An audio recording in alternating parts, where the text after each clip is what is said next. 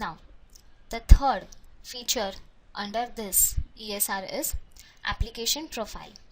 Now, this is how we maintain an application profile.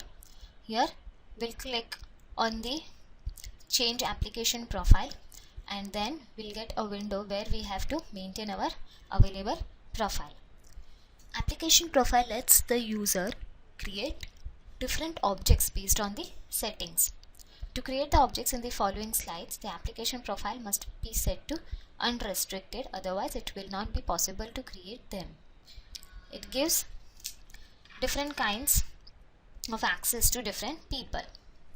So here, once we need to change an application profile, we need to set the application profile as unrestricted so that it will be possible to create the profiles for different component versions, and it gives us different kinds of access to different people.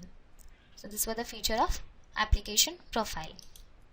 Now here it shows how to edit a software component version. So here in this particular screen we have different tabs like definition, details and SLD information. So here we can create language specific translatable text in some input fields in the object editor. Here the description field is language specific for all object types. Which other input fields are language specific depends on the object type. So here we have original language, so this is language specific field. So here we have chosen our language as English, and whichever fields are language specific, it depends upon the object types which are there under this edit software component screen. The original language is defined in the SWCV. This is the screen for editing the SWCV's data. Here we have system name, client name and the message server name, and this is the namespace, that is the namespace name which we have provided earlier while creating the SWCV. For example, if we take in the description column in the data type editor, the input fields for the individual elements of the data type are language specific. You can also use the documentation editor to create longer language specific text. You can translate language specific text if texts are available for an object in several languages. You can select the various languages by choosing the display button. So this is the example where we have taken language specific text, and we have seen how different object types differ in different several language specific text, and we have seen how to display the language by choosing the display language button. So this was language specific text under edit software component version. Next is authorization feature. Now here, to restrict an authorization to a particular object, we'll select objects of a folder, we'll select objects of a SWCV, and we'll select objects of a namespace. Now there are some prerequisites for this. The roles, users and groups must be defined in central user management before we assign a role, user or a group to a particular object. It is not possible to restrict authorizations to particular object types. It is now possible to define and edit authorizations for access to objects in the Enterprise Service Repository. In the navigation area of the ESR, we have ESB, that is Enterprise Service Builder, and we can select the objects for which we want to edit the authorization. So from the builder, that is Enterprise Service Builder, we can edit the authorizations which are required for our objects. The system first checks the authorization for directories and then authorizations for software component versions and namespace. And if no authorizations are defined, the default setting takes effect. At present, you cannot restrict authorizations to a particular object types. The prerequisites for defining the authorization in ESR is the roles, users and groups, and must be defined in the central user management. They cannot be defined in the ESR. So here we have to define the roles of the users and groups under the central user management, and then only we can assign the authorization, or we can restrict the authorizations to a particular object. So this was the authorization feature under ESR. The system first checks authorization for directories and then for software component versions and namespace. If no authorizations are defined, the default setting takes effect. So here this means that we have a default settings for authorizations under this particular edit authorization screen. So here if no authorizations are defined, then this default authorization can be assigned to that particular group or that particular object. It's possible to set default settings for authorizations.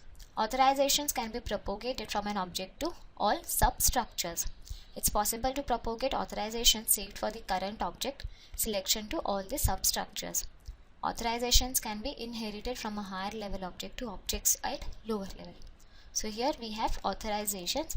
This is a type, name, and the authorizations applied to this particular type. So here the type is group. So here we can assign the authorizations to a role, a group. Then it will first check for the authorizations assigned for directories and then for software component versions and namespace. So here the type is group and we have a name as authenticated users, and these are the authorizations: write, execute, and edit. So it does not have read authorization for this particular type. And if in case we do not have the authorizations defined, we'll select default setting for authorizations, and default authorizations would be write, execute, and edit. So that would be assigned to that particular group, that is the type. And then we'll click on this apply button. So this is how the authorizations are assigned to a particular type. Next we'll see data types. Now here we have seen in our previous sessions under SLD freestyle data types, core data types, and aggregate data types. So similarly we'll see those data types in ESR. So freestyle data types are the data types that we create in SAP NetWeaver. Then core data types are the structure of a core data type is defined by its primary and additional components, which are depending on the representation term and may be different. Additional modeling support for core data types. So here we have special patterns, conversions, input helps for under core data types. And aggregate data types, this comprise other aggregate data types or core data types, or we have a combination of both. Now this committee, that is UN or CE fact committee methodology, defines schematic modules without syntax that take into account the latest requirements for describing business data generally. Applying this methodology simplifies the implementation of cross-company processes. So these are the data types which we use in ESR. Two ways of modeling data types are supported by classical XSD style and new CCTS style. So data types are classified as freestyle, core data types, and aggregate. So under freestyle we have classical XSD style, under core we have atoms of CCTS modeling, and under aggregate we have complex CCTS style. CCTS is a standard supported style by SAP. It will be used by Enterprise Services Framework. Standard fault data types are no longer created automatically for every namespace. And additional functions in data type editor provides better support for structure changes.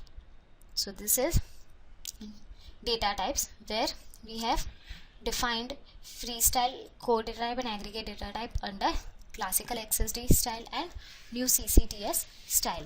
And here we do not use standard fault data types automatically, since it is only used when fault messages types are to be created. Let us see how do we create a core data type. So in this screen, this is the edit data type screen where we have taken the classification as core data type, and here we'll have the representation term. So among all of this representation term, we can select any of the term which we want. If we want to define the amount, we can select this particular field. Then we'll select description, date, time, duration, graphic, etc. And after that, under this type definition screen, we can define our type. So here we have input file underscore dt as our name, and this is the type defined for this particular name. Now here under core data type, W3C types are core data types. that do not yet have any business scheme entities. So this is the edit data type screen. A CDT, that is core data type, defines exactly one primary component and optionally more enhancing components. That is, it should have one primary key and other fields can be defined under that primary key. The characters of the CDTs is defined by a representation term. That is, if it is a description, if it is an amount, if it is a data type, etc. The basis for all the data types are the built-in XSD types contained in the XML schema and approved by W3C. Like, for example, we define it as XSD followed by string, character, integer, etc.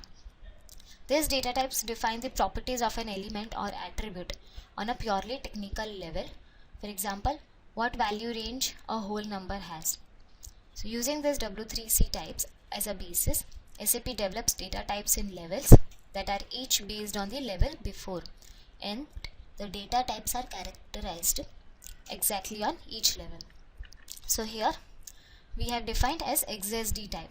So XSD type would be XSD, here we have taken as decimal. So here we can take as decimal, or we can take string, character, etc. And then we have defined the data types. So these are the data types. So this is name and namespace. So here we can define the name, and here we have to define the namespace.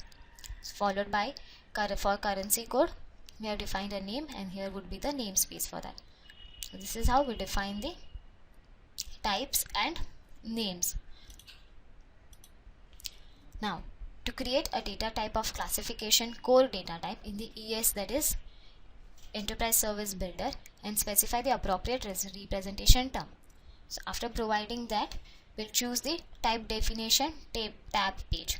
Then we'll specify a built-in XSD type for the primary component. Some representation terms enables you to reference a core data type instead. To specify a type for every selected enhancing component, select the relevant line in the component list and assign the type. The representation term determines from which components you can reference a built-in XSD type or another core data type. So these are the steps which we should follow while creating a core data type.